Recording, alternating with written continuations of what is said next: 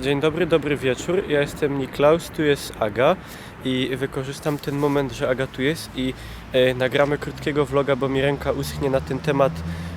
Czy to generalnie jest tak, że kobieta, która streamuje, nieważne na jakim portalu, czy na Twitchu, czy na Hitboxie, to jedyne czym ona może zachęcić do siebie widownię to są cycki na wierchu i moja opinia jest, że w zasadzie to jest główny tak zwany faktor tego, co przyciąga do kobiet widownię, przeważnie zresztą męską, a Aga, jakie jest twoje zdanie?